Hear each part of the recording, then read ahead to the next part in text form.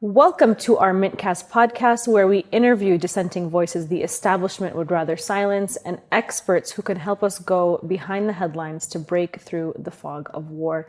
I'm Mnar Adley for MintPress News. And today we're joined by Setareh Sadeqi. She's an assistant professor at the University of Teheran's Faculty of World Studies, where she focuses on American studies. Thank you for joining us today. Thanks for having me, Mnar. Well, we're honored to have you here. It's important that we get an Iranian perspective to help us break through the fog of war, because right now, in their failed attempts to destroy Iranian civilization, Donald Trump, J.D. Vance, Pete Hegseth, and the entire war hawk administration have humiliated themselves, constantly backing down, causing a looming global economic meltdown and making the U.S. the butt of jokes worldwide. Yet they say a wounded tiger is the most dangerous, and war planners in Washington and Israel are still dreaming of expanding the U.S. and Israeli power machine over Tehran. And in their way, however, is an emboldened nation of 93 million people with a singular mission. Each day, millions of Iranians march across the country to reaffirm their support to their homeland against the Epstein class, who claim they want to liberate Iranian women and the society as a whole. And what better way to do that than bomb Iran's top universities, including Shahid Beheshti University, Sharif University of Technology, and Imam Hussein University, among many. And on top of that, they're systematically targeting hospitals. The United States and Israel have already destroyed over 307 medical facilities in just 1 month. You heard that right. Over 307 medical facilities. The carefully planned destruction of the Islamic Republic's medical infrastructure fits into a long history of deliberate U.S. and Israeli attacks on hospitals and medical research facilities. As we know, Israel destroyed nearly every hospital and medical facility in Gaza, assassinating healthcare workers during the genocide. And since the end of World War II, Washington has targeted medical centers in at least 16 countries. And the 307 Iranian sites hit does not even come close to the record for the number of hospitals in any country destroyed by American bombs and missiles.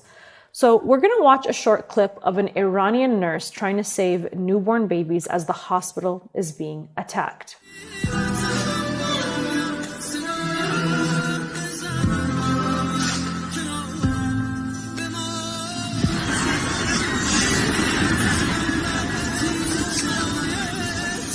Apparently, this is what liberation looks like, according to the Epstein class.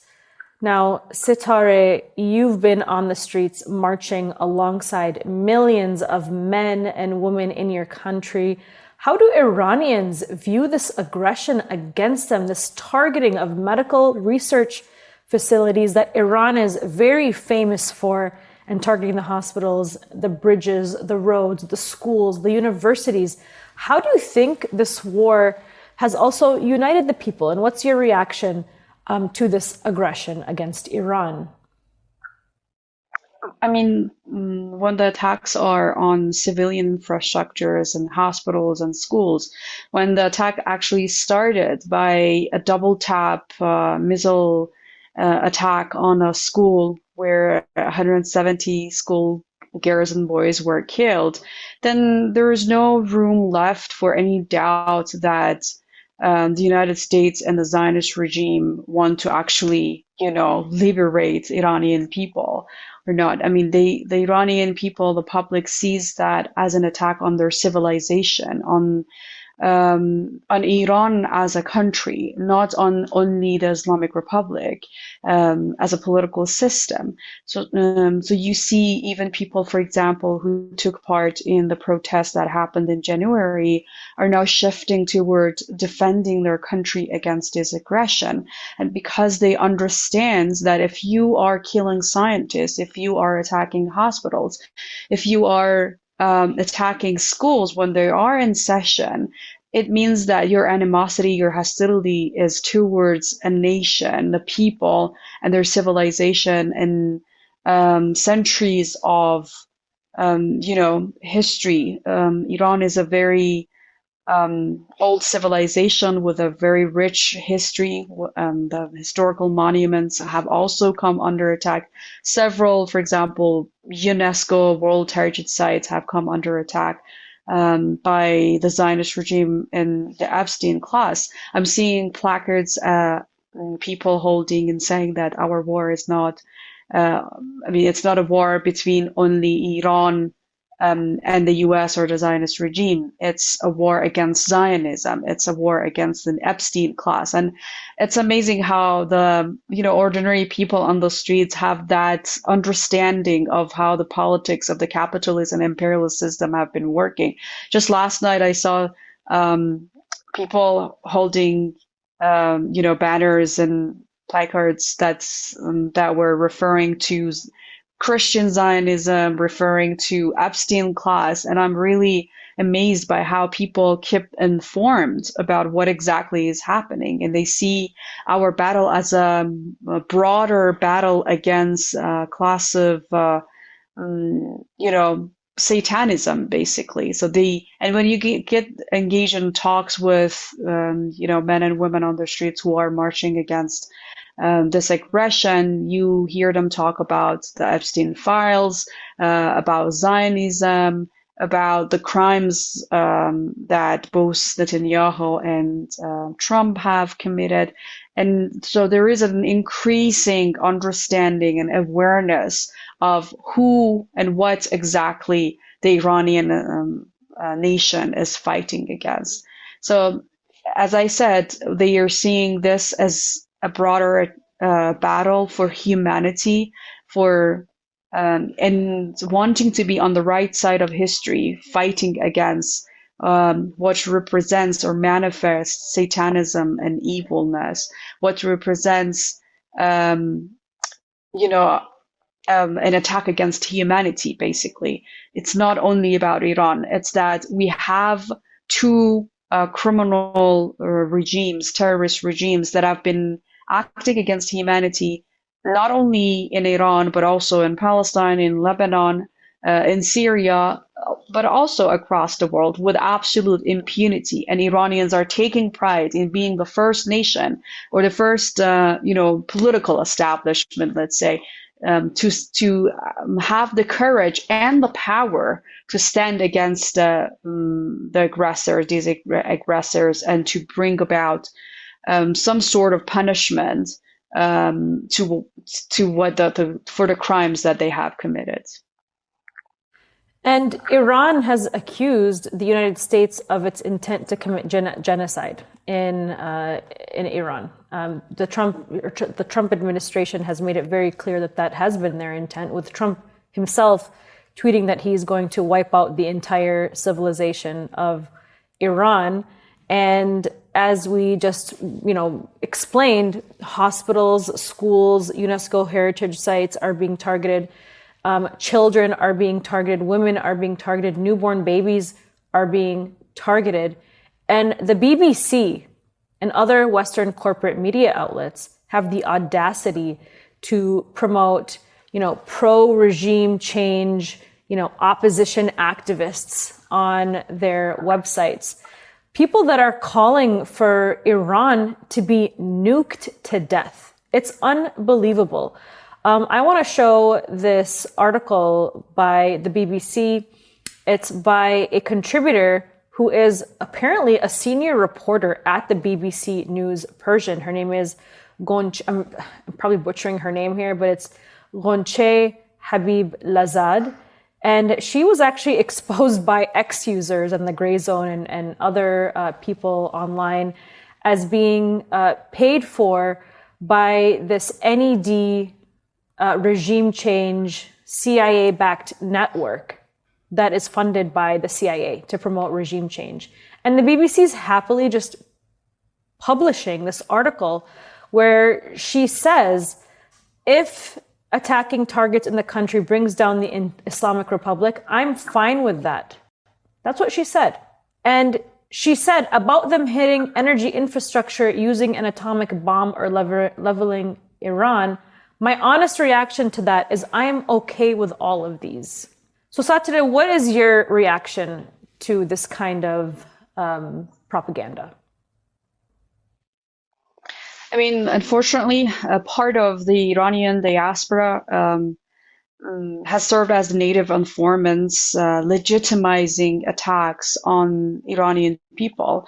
I'm not sure if Qunche has any relatives or families left in Iran, or if she does, she actually cares that during those attacks that are supposed to finally bring about the collapse of the current establishment, I mean, people are being killed during these attacks. In order to, for example, take out one leader, they are killing hundreds of people. There is no precision attacks as they claim to be. And it's very clear that they are doing everything in order to maximize civilian casualty, in order to create shock and desperation within the population, wishfully thinking that would turn the population against the Islamic Republic and wanting them to, overthrow the only establishment that is actually protecting their lives during this war, to bring down this political establishment. But people's understanding is that despite the grievances that we might have, just like any other countries and with any other political systems, we understand that it is the Islamic Republic that is protecting the sovereignty of Iran and protecting its borders. People are really disgusted by how some of these, part of this Iranian diaspora abroad, have been normalizing attacks on civilians, attacks on civilian infrastructure. For them, it's okay to massacre Iranians if that leads to the political agenda or the success of the political agenda that I have been pursuing. And as you also mentioned, many of these people are on a payroll by the UK regime, by the US regime, and they have been pretending that they are representing the Iranian nation, when in fact they are just representing their own political agenda, and they're not talking on behalf of Iranians inside Iran. People like or people like Masih Ali-Nejad, who have previously been proven to be paid by for example, the US regime or the UK regime, are disgusted inside the country because they have been sitting in their safe houses and mansions and earning money, and they have been normalizing the massacre of ordinary people on the streets of Iran, and this is not acceptable. I mean, even for people who have partially maybe internalized the anti-Iran propaganda coming from these outlets that these people are working for, understand that bombing a nation does not liberate them. And they're never talking about, for example, okay, what is going to replace the Islamic Republic? They're just thinking about finishing a political system that they don't like, even though polls show that it still enjoys a significant amount of popular support, because they want to, get paid. They want to get their agenda go forward. But for Iranians, it has become clear. I've talked to the newer generation, the younger generations. As I said, some of them had even taken part in the previous protest against the government or against, economic situations or other civil grievances that they have had. And they are saying that we totally understand that the nature of the US regime as an imperialist power and the Zionist regime as an occupying power has always been to kill and massacre people. They understand that, for example, when Trump puts out statements where he calls for the annihilation of an entire nation or entire civilization, then it's not about a political, or a regime change in Iran. It's about the total destruction of a country as a nation. Even Trump has said that we will strike them so hard that it will become impossible for them to rebuild as a nation. So they the agenda is very clear. And this is the same playbook that people in the region have watched unfold in Iraq, in Afghanistan, and Libya, leading to decades of instability, destruction, and basically chaos for the indigenous people of the country. But for Iran, people are taking pride in how their country has been able to, despite massive losses, still continue to exist, to to resist the imperialist aggression. And that's how it's perceived here. We know that this is an imperialist aggression against them that wants to destroy us as a nation, and we're not going to give in. And one of the very popular slogans these nights during the rallies across the country is that we don't want to negotiate, we don't want to compromise, and we want to continue fighting. I even see, people holding up notes that says that all nations are afraid of war, but we are afraid of negotiations, because we engaged in negotiations and we saw how the other party does not even consider us an equal partner and wants to attack us during the negotiations. One of the fears that people express these days is that we know that it's very likely for the United States and the Zionist regime to target and attack us again during the negotiations, because that's exactly what happened previously in the so-called negotiations with the United States. Of course, I don't think any country looking at what's happening with Iran trusts the United States, whether it's even Europe or the global South. The entirety of the world sees the United States as a pathological liar and manipulative and psychopathic in its ways in dealing with diplomacy. I mean, this is what diplomacy looks like. This is Uncle Sam's version of liberation and diplomacy and democracy. I mean, this is horrific. But of course, like you said, this is the playbook. I mean, the United States did commit these war crimes and massacres, whether it was in Iraq or Afghanistan or in other countries in the global South. I mean, Trump just kidnapped Nicolas Maduro a month before he invaded or tried to invade Iran. And so we're just continuing this forever war machine. And the United States backed Israel in its genocide in Gaza.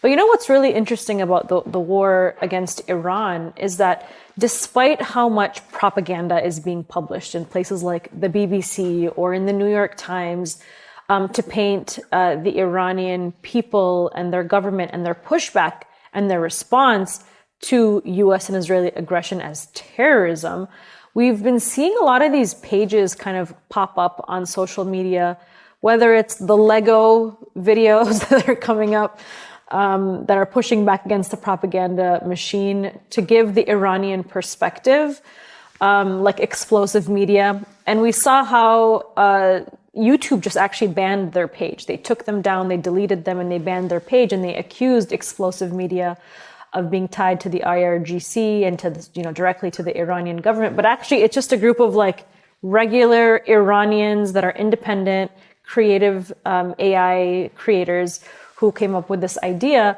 And they got banned because they have been so successful in pushing back against the propaganda machine.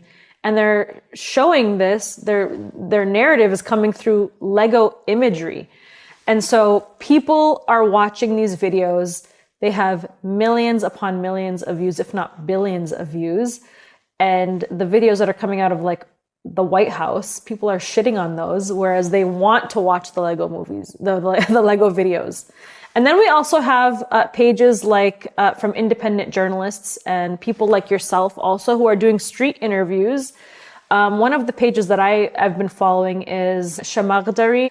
What's really great about this page is that you see Iranian women on the streets. I mean, I think his goal is to show like the women here are not oppressed. They're smart, they have PhDs, they're highly educated, highly spoken. And even if they disagree with the government, which is like normal, like every country has people and citizens who disagree with their government, they're going to stand and support the homeland. And in fact, a lot of these people, whether the women wear hijab or not, they still supported Sayyid Ali Khamenei. and they viewed him as like the leader, their spiritual leader, whether they wore hijab or not. And he just breaks through that propaganda that showed that the media, Western media, shows us that, you know, Iranian women are oppressed and they want to get rid of Sayyid Ali Khamenei, and all of those things. And so, what has your, you know, experience been on the streets? Because right now, every single day, we're watching these videos of like millions of Iranians on the streets, pledging their allegiance to their country. And like you said, they're supporting their government, they're supporting their military, and they're opposed to this sort of aggression. So what are you hearing on the streets, and what can you tell us about the women maybe that are on the streets of Iran right now?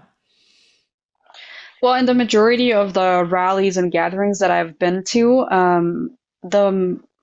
it's very clearly the majority of the people attending the rallies are women. So women have a more significant or more visible presence. And I've seen women waving like really heavy flags, chanting nonstop, and leading chants like other people, echoing and chanting behind them. And I've seen them organizing, chants or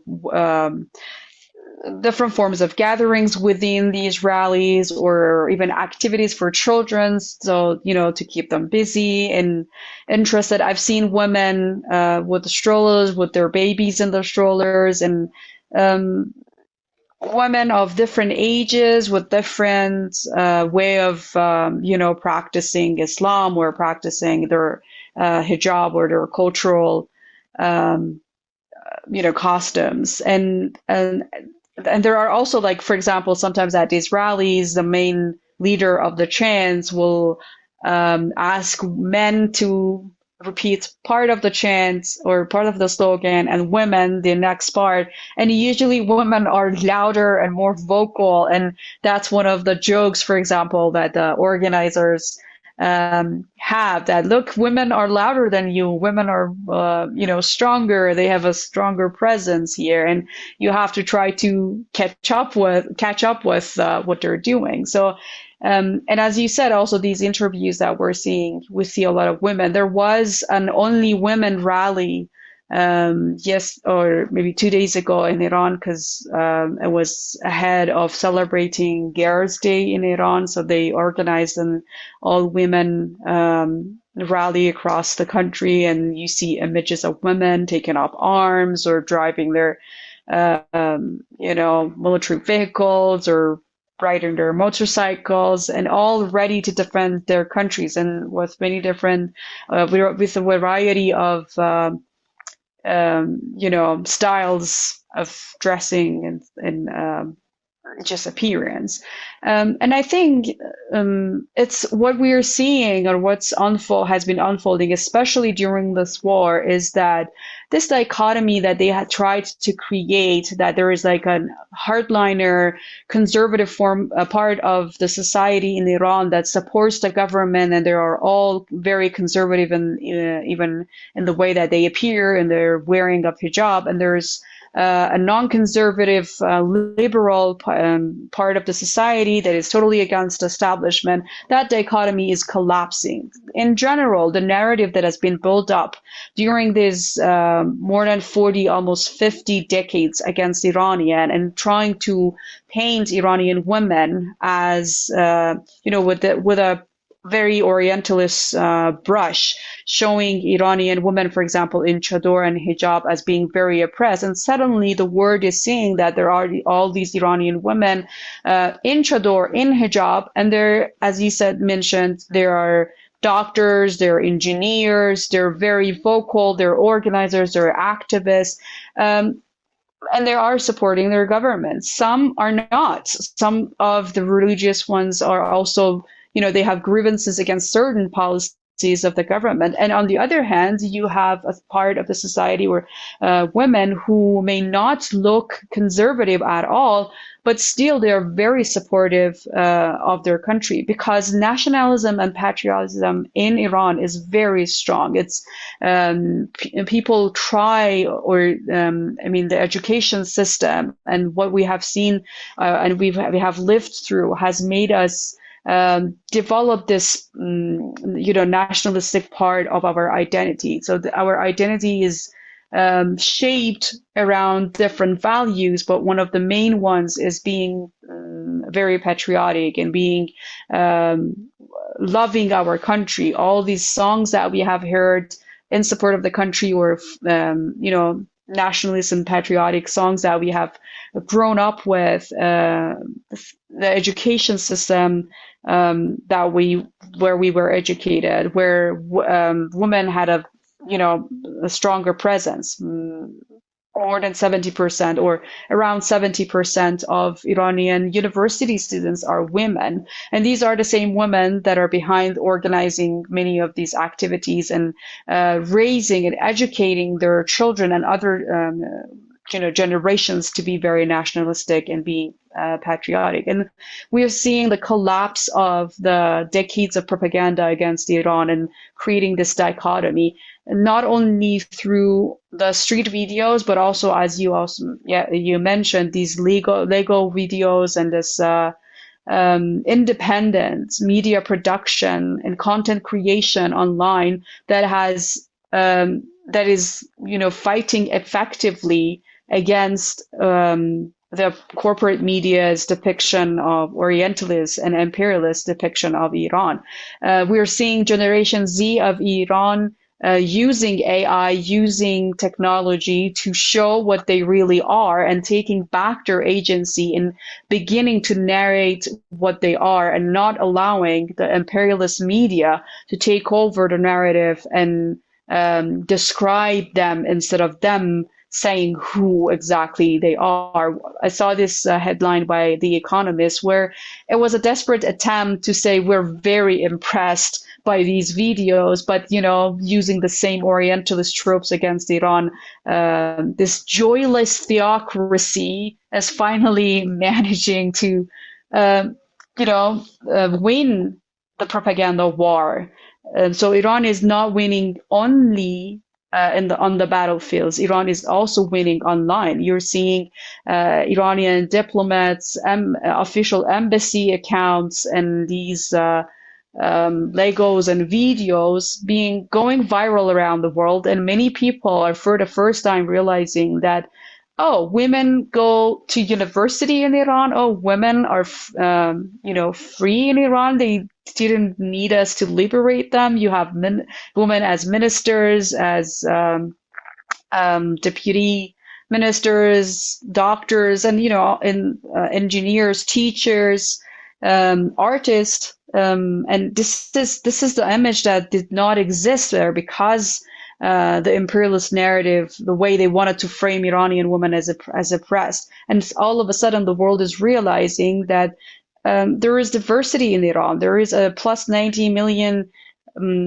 nation that cannot be painted with the same brush. There is diversity of ethnicities, of religious practices, of languages even, and cultural values and cultural practices. And for the first time, the world is able to see through it despite the manipulation of algorithms, despite controlling and trying to eliminate Iranian voices. People, for example, like Arya, who has a very significant following on Twitter, his account was suspended, and he was not even given an explanation why. And you can see that this is because they want to suppress Iranian voices. But despite all these attempts, real images of Iran are being produced and being circulated, and that imperialist narrative of Iran is beginning to shatter.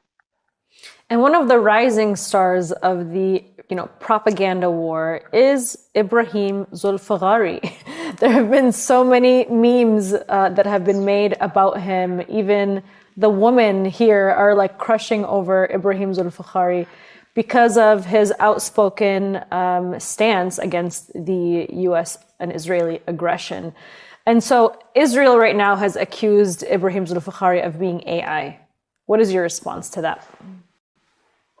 Well, they have also said that people on the streets are AI. I mean, this is their, it's one of their earlier stages of their grieving that they have lost this war. It's denial. So you start by denying that you have lost it. And one of their ways of denying is, saying that, oh, these images of people supporting the government is AI, or this military spokesperson is AI.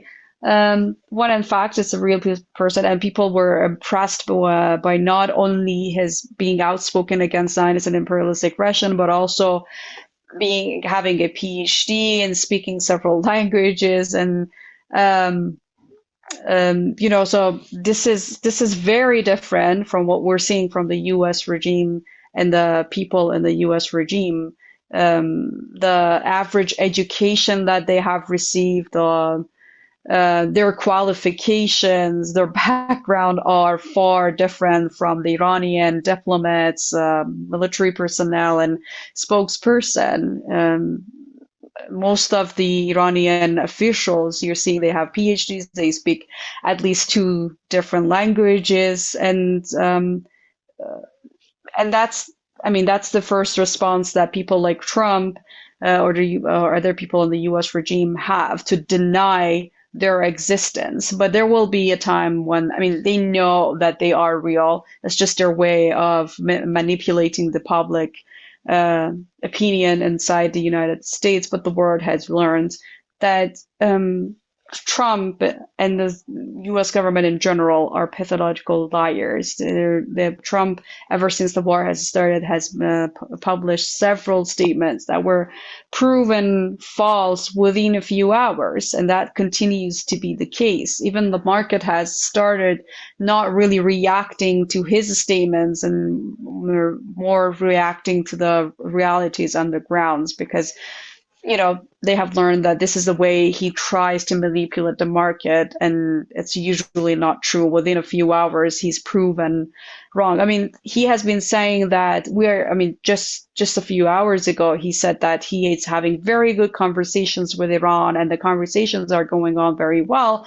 The next line, he says that we have destroyed their navy. They don't have a navy. They don't have leaders. They don't have army or forces. And then the question is, then who are you talking to? If there are no leaders left, then who are you having good conversations with? So, it's very clear that Trump is a liar, and whatever he puts out cannot be trusted. The Iran war has been described as the biggest opportunity, quotes, that's in quotes, at U.S. oil lobby's D.C. summit this past February. So we went from, we want to liberate Iranian women, to we want your oil. And of course, because the Strait of Hormuz was closed by Iran, and Trump just could not handle that sort of defeat, he went and closed it himself, like double closing it and sanctioning it to not allow any ships pass through. What do you make of these actions by Trump and this targeting of Iran's oil? Well, he imposed a blockade on a blockade, and yet sanctioned ships pass through it. So we don't know what exactly practically is happening there. But it shows Trump's and the U.S. regime's desperation to find an off-ramp. And still, the biggest mistake that the U.S. regime is still making, and they continue to make the same mistake, especially towards Iran, is that they think they can bring Iran to the negotiation table at gunpoint. It's not going. Iran has made it clear this is not going to work. If you continue using a coercive language, threatening us to get on the table with you, this is not going to work. We will talk to you only if you acknowledge our sovereignty, acknowledge us as an equal partner, and then maybe there is a chance that we can talk. And even though we're very pessimistic, we do not trust you. But Trump is ruining his every possible chance of, convincing Iran that he actually does want to talk. And he's using coercive measures whenever he can, mostly rhetorical, but sometimes also in action, in order to, save face and kind of cover up his defeats in this war. As you said, he started by saying that he wants to do regime change. Then he said that regime change was not even an objective. And now he says that the regime has already been changed. But even the last name of our supreme, or of our the leader of the revolution has not changed. So we have the same president, we have the same government, and somehow he thinks that he has already achieved regime change inside Iran. But for a declining imperialist power, I think the US has become this fascist regime that tries to clinch to, all sorts of aggression to save itself from total collapse. Iran exercising its leverage over the Strait of Hormuz is a big threat to the capitalist system, but also to petrodollar. And maybe Trump doesn't understand that, but people around him understand that this could change the global economic buildup. The United States' control over the West Asian region is mainly through the petrodollar. The United States has been forcing nations to trade oil only in dollar. And this is for the first time that, there is a very substantial threat to petrodollar. And we have seen, for example, how the nationalization of Suez Canal by Nasser in Egypt led to the collapse of the British imperialist power. And this is a very possible scenario that could happen with Iran. If the petrodollar is attacked and the dominance of dollar over the global energy markets is diminished, then the United States will have no power over the region, or almost no power over the region. And the United States does not want to lose that. The United States will do everything it can to maintain the dominance of dollar in the region. Whether or not these aggressions and these coercive rhetorical statements will work, that's a different question. I don't think it's going to work, because Iran has made it clear the more you use coercive rhetoric, the more you try to attack us and threaten us, the more willing we will be to protect our sovereignty and to use our cards to push back your attempts. Iran has already created this somehow a new system in the Strait of Hormuz, and ships are required to pass through. Sorry, I didn't mean to interrupt you. Are you referring to the toll booths that have been set up where Iran is charging in the Chinese yuan, and they are allowing ships that they approve of to pass through as long as they pay in the Chinese yuan? Yes, that's one thing, but it's also Iran's oil being sold in a currency different than dollar, because this is the beginning of a collapse of the sanctioned regime on Iran for decades. Iran has been selling more oil for a higher price during this war than ever before.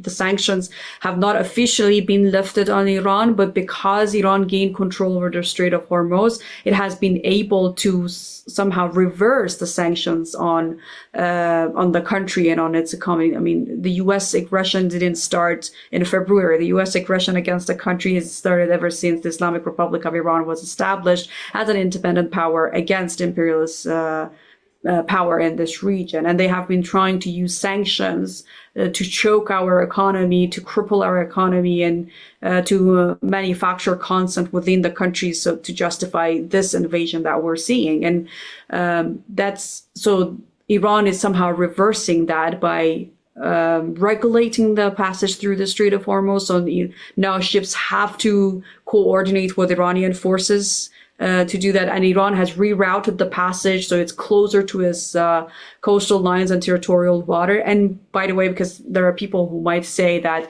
this is against international law, but first of all, Iran is not a full party to UN Convention on the Law of the Sea. And second of all, based on the 1958 Geneva Convention,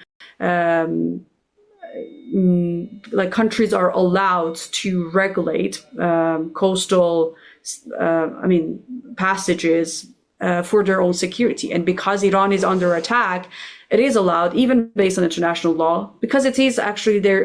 The strait was an international passage, but the water is Iranian water, and Iran is allowed, even based on international law, to protect its sovereignty and regulate, especially during the war.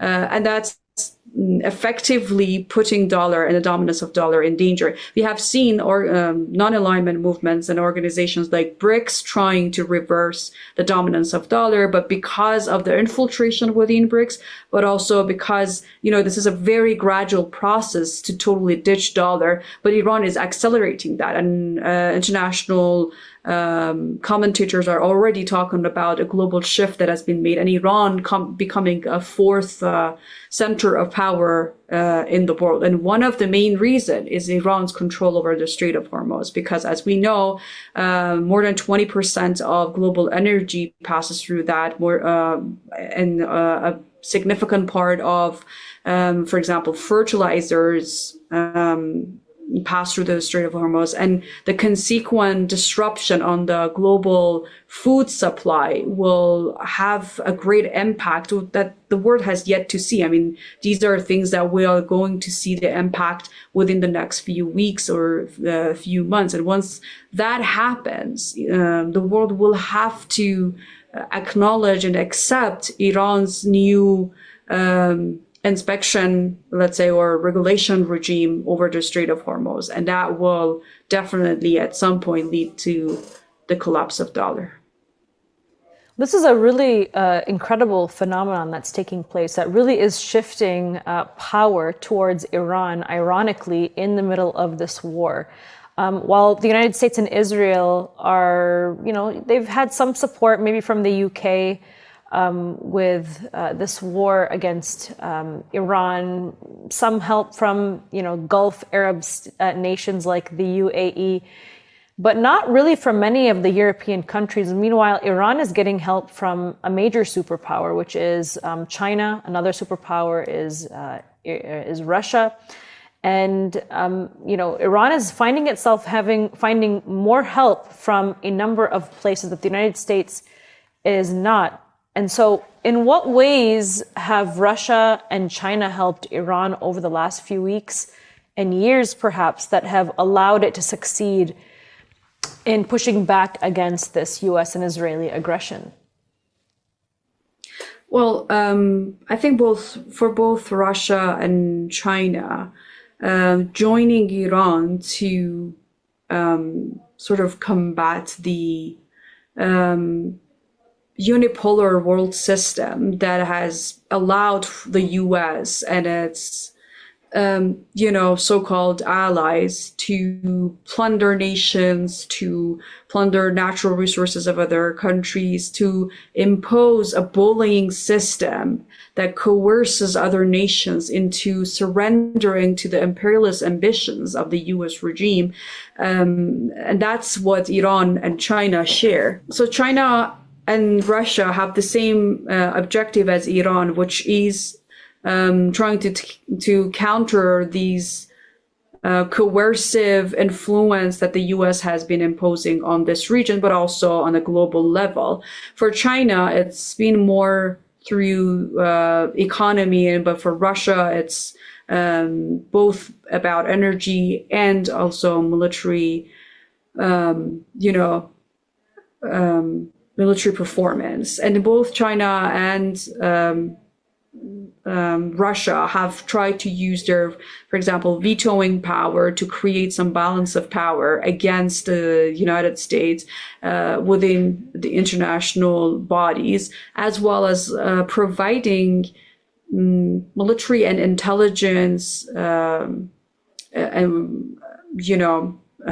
assistance to Iran. And that has helped make it possible for Iran to effectively form some sort of alliance, especially in the Strait of Hormuz with China and with Russia, to push for this shift of global power or shift of power inside the Persian Gulf and in the Strait of Hormuz. Even though I would say, for China and Russia, the objectives apart from that are different from what, for example, Iran has. And by that, I mean, for example, Iran has absolutely zero relationships with the Zionist regime and does not even recognize the usurping regime as a country. And I'm saying that because I know a lot of people might criticize China and Russia for, having limited objection to the existence of the Zionist settler colonial project, when in fact, their ideology or their sort of foreign policy is shaped around different values. And the main thing that makes them allies of Iran is that they want to, as I said, counter this unipolar world and start moving towards a multipolar world where different actors have equal say and resist imperialist aggression against different countries. And both Russia and China also understand that the United States, is trying to counter their influence and that counter their power in different parts. For China, it's always the issue of Taiwan. For Russia, it's Ukraine. And the United States regime always tries to use cards in order to somehow attack on those countries. And because we all have been victims of U.S. sanctions, U.S. aggression, we come together to help repel these imperialist aggressions against our independent nations. And when talking about Iran, I always like to wrap it up with the betrayal of the Arab states, because it's just, when you look at the countries that have stood heroically for the cause of Palestine and for liberation in the region, it's always been countries like Iran, Yemen, and Lebanon, or South Lebanon to be specific. And when it comes to the countries that have stood hand in hand with the Zionist state of Israel and the US empire, it's always been the Arab Gulf states alongside, Morocco and Egypt and Jordan. And when we look at the war against Iran right now, these Gulf states are hosting US military bases that have really been targeted and attacked in so many different ways by Iran. And they've been hosting US multinational corporations that have direct ties to the US and Israeli tech machine that enables the forever war machine, like Amazon, for example, and banks that profit off of these wars. But one state in particular is the UAE, which of course on the international stage presents itself as a victim, right? As this victim who has nothing to do with this war, but in fact, they've provided radar systems for Israel and the United States to target Iran. They've allowed their bases to be used to target Iran. They've participated with Israel in false flags on Oman. And so this really is the truest form of the betrayal of the Arab states. We see it mostly with the UAE, of course others, but it's very obvious right now with the UAE. The UAE has denied its participation in the genocide in Sudan, right? They lie outright, just like the US lies, Israel lies, Trump lies. The UAE just outright lies about its participation in the genocide in Yemen. And now it's doing the same thing with the war in Iran. Can you tell us more about that? The UAE, apart from playing victim, which is, by the way, a Zionist trend, they have also announced that they have won this war, but at the same time, they're saying that they were not part of this war and they didn't want to take part in it. But, the UAE has been hosting U.S. military bases. It has become, a pioneer, sort of, in normalizing relations with the Zionist regime. And as you said, they have been hosting these tech companies that have been participating in the genocide in Gaza, but also against, in the propaganda machine against Iran and the actual war that we're seeing against Iran. I mean, in order to better understand what exactly UAE is doing, I think it's important to bear in mind that something around 11% of the residents of UAE are actually Emirati. So the vast majority, some like 90%, are not even Emiratis. And especially during the first weeks of the war, when U.S. assets and Zionist assets in the UAE were targeted by Iran in response to UAE's complicity in the war against Iranian nation, we saw interruption, for example, in the arms supply to the perpetrators of the genocide in Sudan. We saw some interruptions also online in the algorithm manipulations against voices, anti-Zionist voices. I mean, Sunna was back and they started doing it again, but people were reporting that, for example, some accounts that they would not, anti-Zionist accounts that would not appear in their,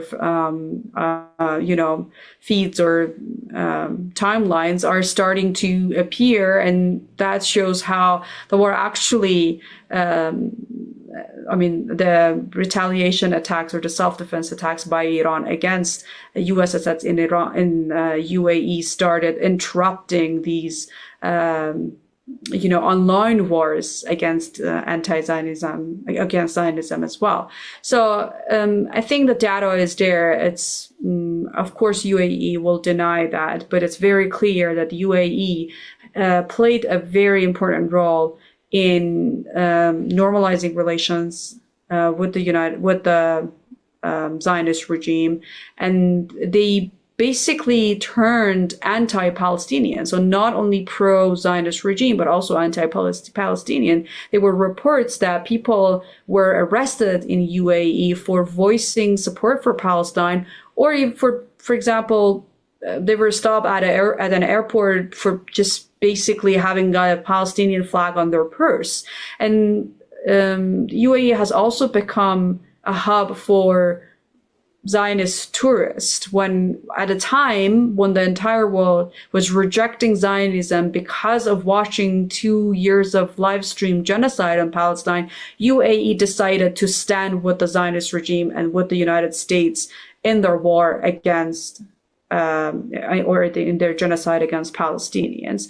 And as I said, I mean, UAE has been complicit. They have been partner to U.S. aggression against Iran and against, they have been also complicit against the genocide in Sudan and with the genocide that happened in Palestine. And no matter how much they try to save face, as long as they think by, becoming a slave of the United States and serving U.S. interest more than the interest of the indigenous people of this region, is not going to save them. Even when Iran started responding to the attacks that came from UAE's airspace and as well as territory, the United States did nothing to protect the UAE. And when they become too costly for the United States to maintain, they're going to be abandoned. And the imperialist power is not going to save them. I think it will take them a very long time until they really understand that the way for them to survive, being on the side of the U.S., with its war crimes against humanity, against the people in the region, is not going to save them. The same is true with other monarchy regimes in the region. Their demographics are not in their favor when people are not from that region. I mean, in Qatar also you have more Indians than Qataris. Let's also remember that Qatar, while they were preparing for the World Cup, more than 6,000 workers died during these preparations because of the horrible conditions that these workers had. And when missiles start coming their ways, just like the Zionist regime, where people are not indigenous to that land, a lot of people are going to leave. And this is how these,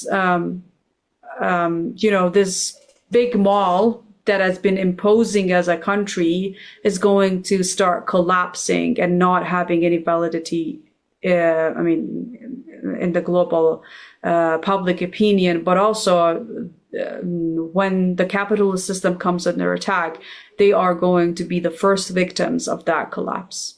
Of course. And the majority of the people in these countries don't support their governments. They don't support these monarchies. They don't support the United States and Israel. They see the United States and Israel as the aggressors. And we're seeing it even with like that famous Kuwaiti Quran reciter, Mnar Adley. He's a very famous Kuwaiti Quran reciter, and he came out to pray. He came out to pray for the Gulf Arab leaders against Iran. And he was kind of cheering on Trump's war of aggression against Iran. And the people canceled him. The people of Kuwait canceled him. The people of these Gulf states canceled him. And so if they can cancel a famous Quran reciter, imagine what's brewing right now against their own leaders soon to come, as they see who the axis of assistance is, the axis of assistance is versus the axis of resistance, who are working truly to liberate the people of this region and so to support Palestine and the Palestinians. I mean, what people witnessed in Gaza, and now we're witnessing it in Lebanon, and now we're seeing, Trump and Netanyahu attempting to commit a genocide in Iran. The people have woken up.